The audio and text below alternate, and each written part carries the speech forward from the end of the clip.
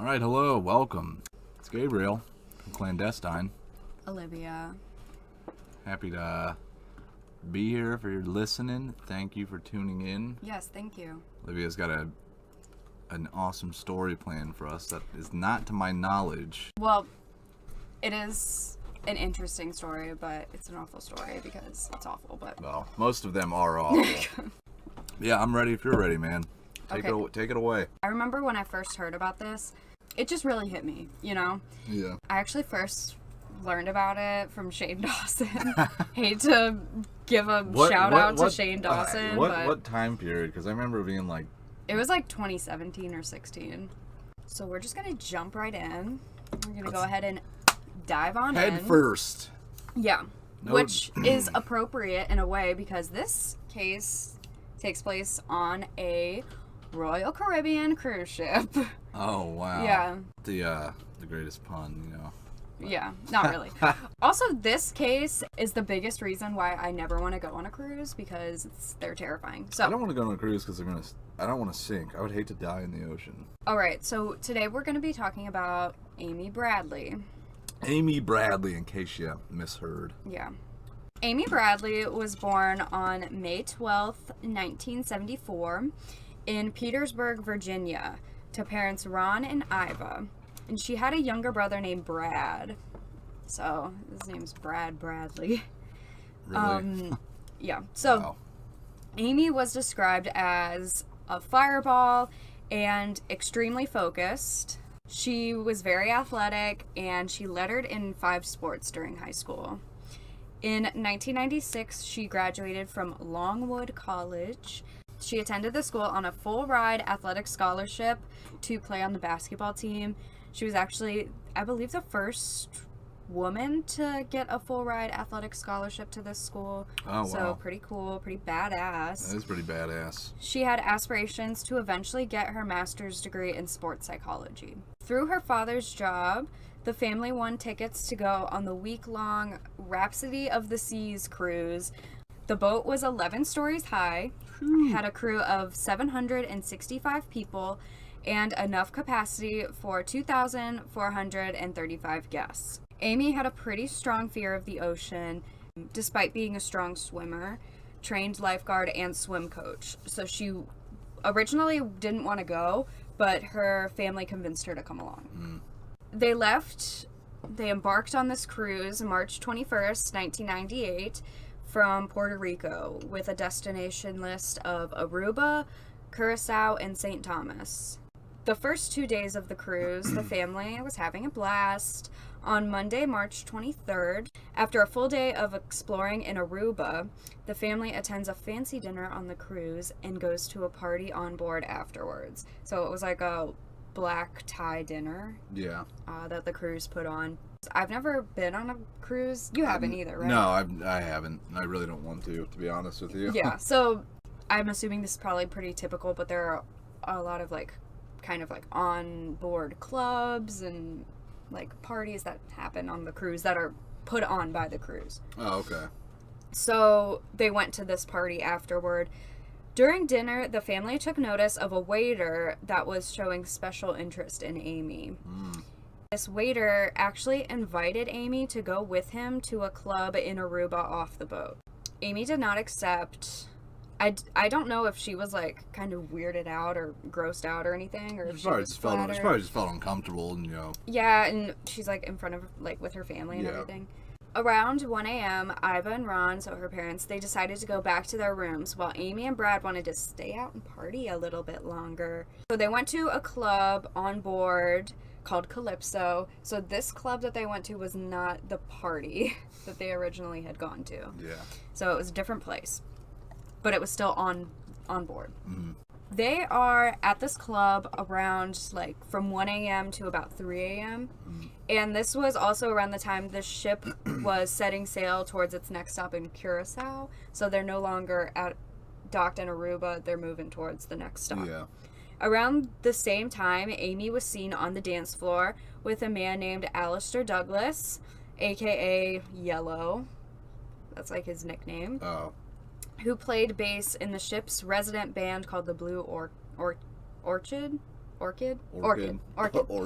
The Blue Orchid. And you can actually see footage of them dancing together at this club. Really? That was filmed courtesy of the ship. Oh, that's so creepy. The ship had a bunch of photographers and videographers on board. You know how, like, when you're at Cedar Point or whatever, and they take pictures of you on the rides, and then they sell it to you afterwards? Yeah. That's what they were doing. So they were taking video and pictures of every... They took pictures of every guest on board, so they could sell it to them afterwards. Chris Fenwick, I believe, was the actual videographer that took that footage. I heard that whoever took this video footage, I thought it was a guy, I think it's him. Yeah. He kind of got some pushback from the How do you cruise mean, line pushback? in releasing this footage. Like, they didn't want him to release it. And he decided to put it out anyway on his YouTube channel. Oh, okay. At 3:35 a.m., Brad is back at the room without Amy. So remember, Brad was somewhere in the crowd in that video footage that we watched. He was there. At 3:35 a.m., he's back in the room without Amy. All the family members are sharing a suite.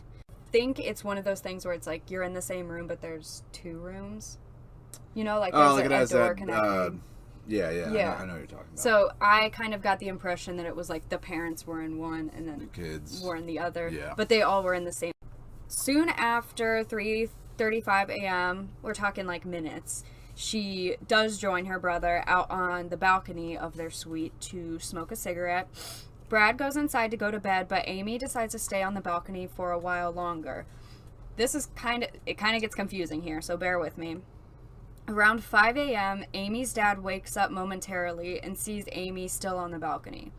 He goes back to sleep and wakes up about 20 minutes later and notices that Amy is gone, but she did leave her shoes behind. Mr. Bradley was not immediately worried, but began to grow worried once he couldn't find her anywhere throughout the ship. The Bradley family contacted the staff and the captain of the ship with requests to make an announcement to all of the passengers and to bar anyone from leaving the ship, which was now docked in Curacao, but nobody had left yet. Yeah. Until Amy is found, but the captain denied their request for fear of inciting panic among the other guests. However, the captain did agree to let staff help the Bradleys do a full search of the ship for Amy once most of the guests left to explore Curacao.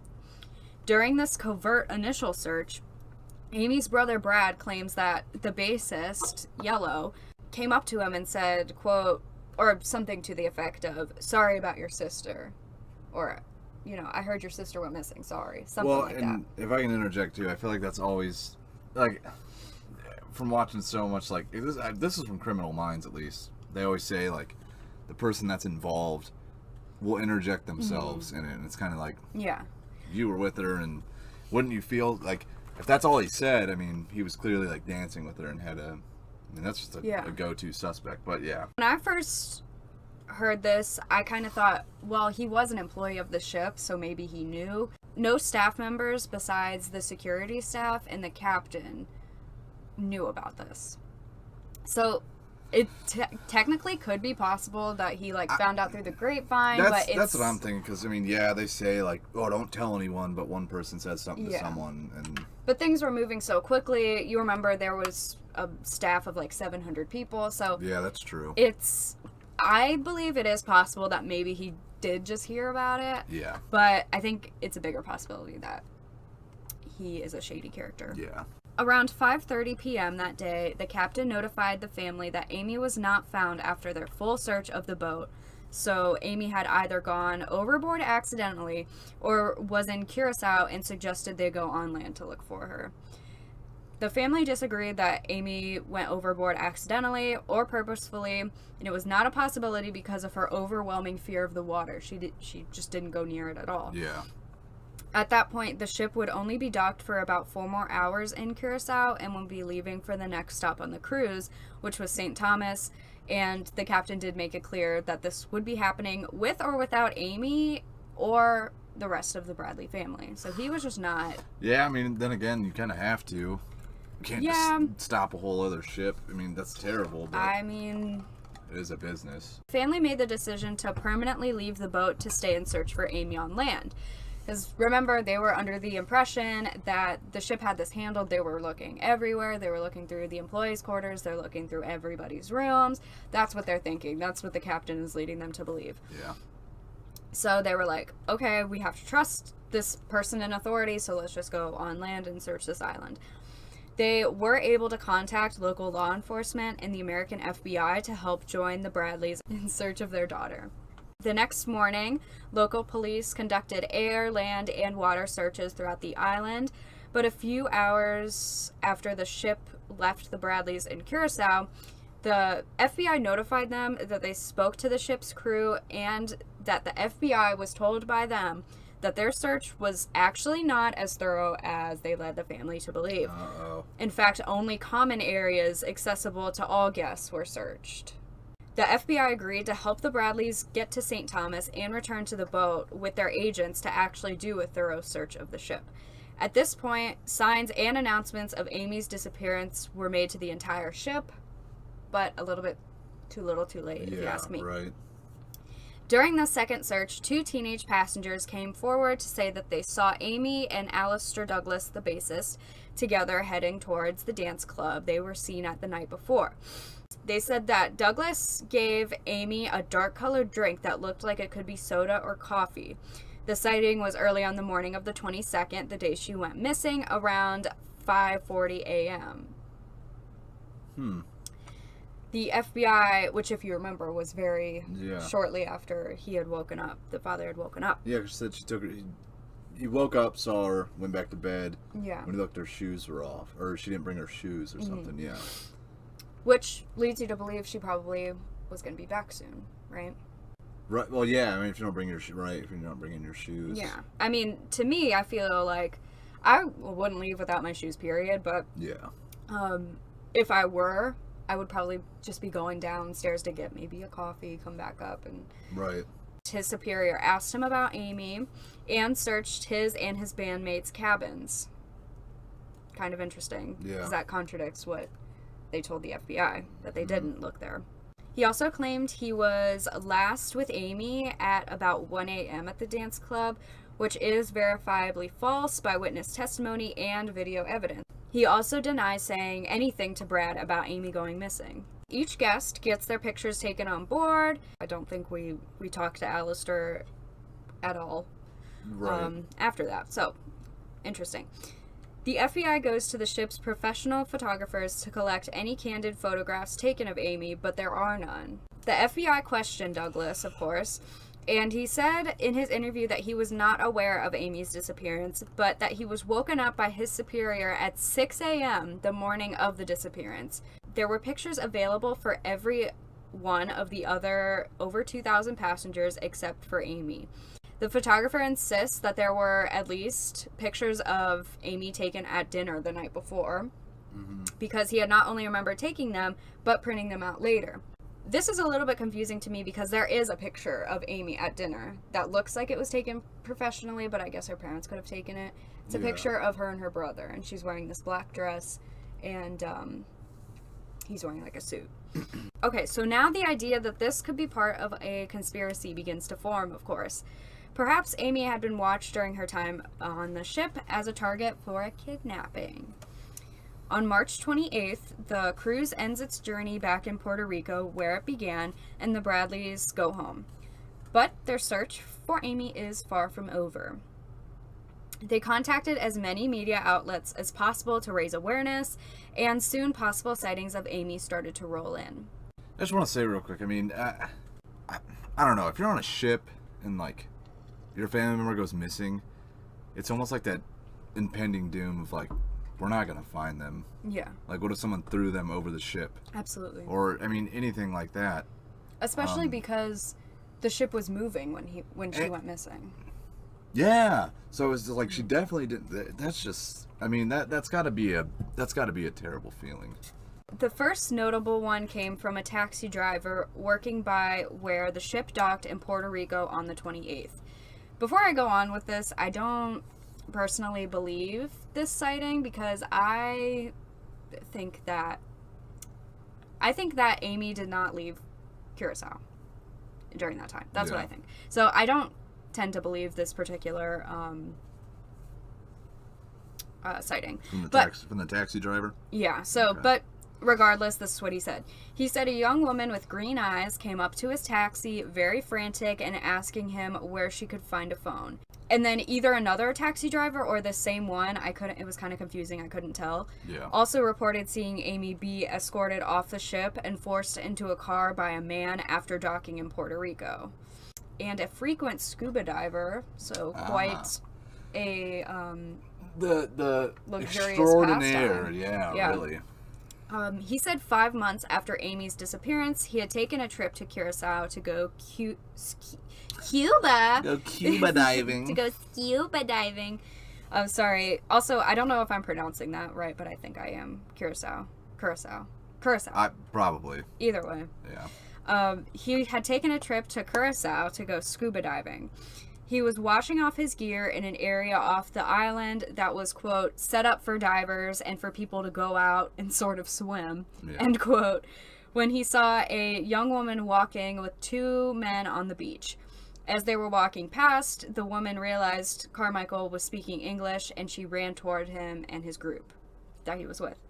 Unfortunately, before she could say anything, the 2 men that she was with caught up to her and motioned for her to join them at the nearby cafe. After hearing about Amy's case on America's Most Wanted, a man named David Carmichael, who was a wealthy businessman, the woman kept looking over towards the man and his group and seemed to position herself in a way that he could see some of her distinctive markings, such as a scar on her thigh and a tattoo of the Tasmanian Devil cartoon character spinning a basketball on her left shoulder blade. So, pretty distinctive. That sounds like a drunk tattoo also. I think from what I read too that was kind of her personality. She would do things like that completely sober, you know? Yeah, yeah. He later met with the Bradley family and seemed to describe some of her other characteristics and mannerisms accurately. However, by the time Carmichael reported his sighting, almost a year had already passed, so no other information was garnered or even a concrete confirmation that Amy really was the woman he saw that day. Oh, wow. Should have said something then and there. Well, the America's Most Wanted episode came out a year later, I'm assuming. Oh. So he saw the episode, remembered that tattoo, Yeah, remembered everything. Another reported sighting of Amy was at a brothel in Curacao the year after she went missing. The person who saw her was a naval officer and said Amy even spoke to him at the brothel, telling him her name and asking him for help. The man waited 2 years to report the tip, though, due to his status as a naval officer and the fact that he was in a brothel. You know, we can kind of connect the dots. He was presumably there for a reason. That's not really... Just to hang out. Yeah, that's not really something that the government wants naval officers doing, so he kind of had to look out for himself there, I guess, and did not pursue that tip until 2 years later. By the time they investigated the tip, the brothel had actually burned down. Oh, wow. It was confirmed that it once existed, but never confirmed or denied that Amy was ever there, worked there, seen there, anything. So it's kind of like the first one. It's such a... Twice she could have been saved. And she's trying to be like, help me. I'm here, help, and it's just... So a man named Frank Jones, who claimed to be a former military officer, offered to act as a private investigator for the Bradleys. Mm-hmm. So the Bradleys had to finance his stay in Curacao and compensate for his time, though. He informed the family that Amy was alive, but involved in sex trafficking, so it would take a lot of time and money for him to be able to rescue her. He even sent the family pictures of Amy, her captors, and the building where she was being held. He even told them about a woman who claimed to have been in frequent contact with Amy and mentioned a specific lullaby she heard Amy singing that Amy's mother sang to her as a baby. I couldn't find out what that lullaby was, so I don't know if it was like a common one or if it was one that was kind of specific to her. Right. Eventually the Bradleys found out that, unfortunately, Jones was a con artist and had not been searching for Amy at all. He had just been partying it up in the Caribbean. That is awful. He had hired someone and had her apply fake tattoos that matched Amy's and took pictures of her to send to the family. So he really was playing the long con. I was gonna say, what a piece of shit. Yeah. That's just a terrible thing to do. All the while using their money to party on the beach, set the family back over $200,000 and months of time spending not diligently searching for Amy because they believed that Jones knew where she was. Wow. Did he get in trouble for that? He was arrested and punished. Yeah, so probably not long enough. I couldn't find exactly how long, but he was like put in prison and stuff. Yeah. Even had a conversation with them saying like, I know where she is. I'm gonna like extract her. I just need $20,000, and then we're gonna get her like by the end of the week. And then the end of the week comes. Wow. What I'm just trying to say is that he was really elaborate. He was making it really believable. Yeah. In 2005, an anonymous tipster sent the Bradleys photos of Amy that were posted on a Caribbean escort website. The pictures of I shouldn't say they are of Amy because it's not confirmed. Yeah. The pictures are of a woman wearing little clothing and posed provocatively on a bed. Amy's mother immediately recognized the woman in the pictures, though, as her daughter, even though this woman's appearance was a far cry from her daughter's polished, quote, innocent appearance. This woman had messy, long brown hair and wore heavy makeup. Amy had a short pixie cut and typically chose more modest makeup styles. The family contacted a forensic detective and certified forensic artists to compare these new pictures with pictures of Amy before she went missing and pictures of her on the boat. This man was incredibly convinced that Amy was the woman in these pictures, and he even told them that he would, quote, bet his career that it was her. And this is a very, like, you know, established gentleman. Artist. Yeah. Yeah. Well, and it had been, this is probably a couple years after. This was 7 years after. 7, yeah. So, I mean, she could, I'm sure her look has changed so much, too. Yeah, but if obviously she's into sex trafficking, too. That's what she got brought into. They probably made her look a certain way. Yeah. So. And if you look at the pictures, there's this one where she's kind of, like, leaned back. And if that one's the more famous one, if you really look at it, it looks just like her. This person's identity has never been confirmed, period. Really? Yeah. Oh, so there's no say-so if that actually... Yeah, but doesn't it look just like her? I mean, it does, too. Yeah. To me, it's not a question. That's her. Unfortunately, the website's IP address was never able to be tracked, and the website itself is now long gone. Yeah. So again, awesome lead, dead end. Which is like, I'm sorry, but to me, it's like, if any of these other things that we've talked about so far, the sightings and whatnot, if they were to happen in any other case, it would be like, case closed. Like, we got her, you know? Yeah. She ran up to the guy on the beach. Mm-hmm. A naval officer ran into her at the place. But it's like there's always something that, like, prevented it from happening. Which is just... This is weird. You don't hear stories like this a lot where that happens. Yeah. That wasn't the last sighting of her that I have to tell you about. So that same year, 2005, a woman came forward with a sighting of Amy that had taken place in the spring of 2005. So we're catching up a little bit. Yeah. The woman was on a cruise with her family that had docked in Barbados for the day. The woman went into a public restroom in a department store, so like a Macy's, and she heard a group of men and a woman enter in the room with her. Also, before I go on with, there are some discrepancies with this telling, so I tried to kind of compile the most consistent details, but there's nothing big, but just little things that kind of change. But once this woman realized that the group that had just come in the bathroom didn't know that she was in there, she hid in the bathroom stall she was already in. She heard one of the men say something to the woman, like, to the effect of, "You better be ready by 11 and cooperate. Don't mess this up." The men did eventually leave, and she noticed that the woman was still there at the sink with her head down and visibly in distress. Having one of those moments, yeah. Yeah. The tourist tries to talk to the woman and asks her where she's from, just kind of like trying to make her feel a little bit more comfortable, kind of wanting to relate to her.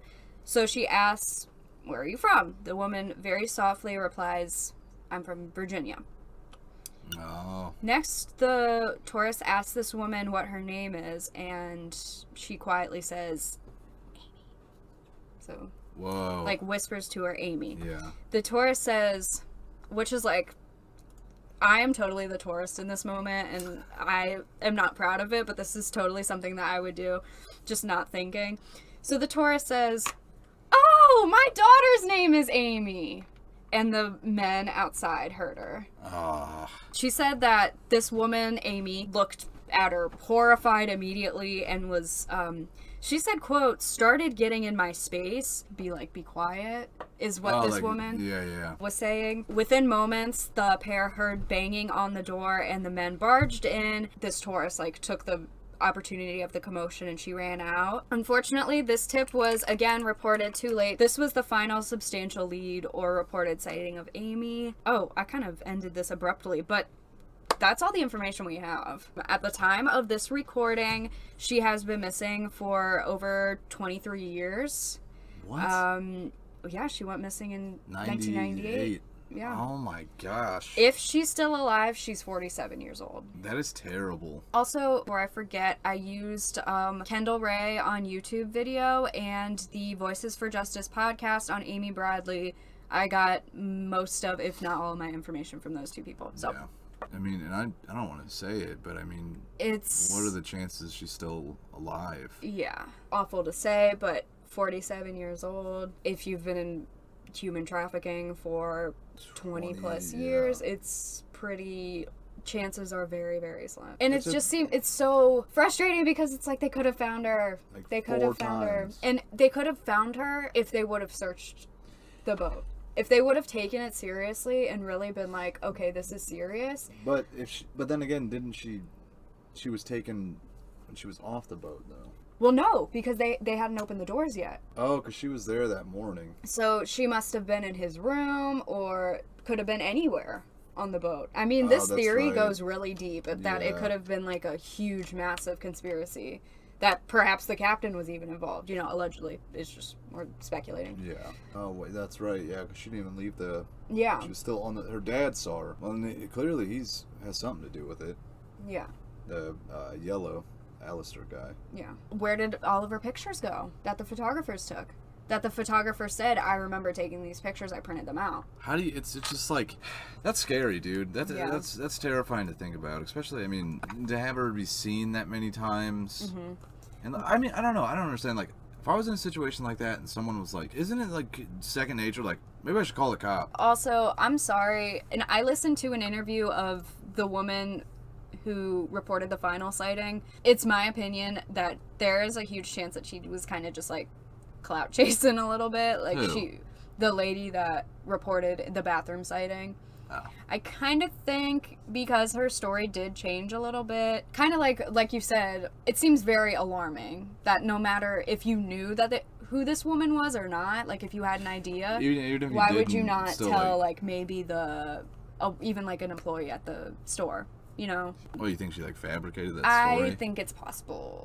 The naval officer, why would he lie? That sounded true. David Carmichael, I believe him. And also that guy is very rich, so if he wanted attention, he could have gotten it a different way. I don't think that he lied about it to be involved in this case for whatever reason, which is something that happens.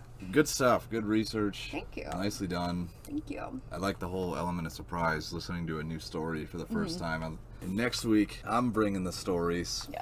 Well, thank you, everyone, for listening to this very tragic story about Amy Bradley. Olivia, your presentation was great. Thank you. Awesome research. Very, very nicely done. Best. Of course. But thank you, everybody, for listening. Yeah. Follow our social medias, all that good stuff. Stream on Twitch on the weekends. Mm-hmm.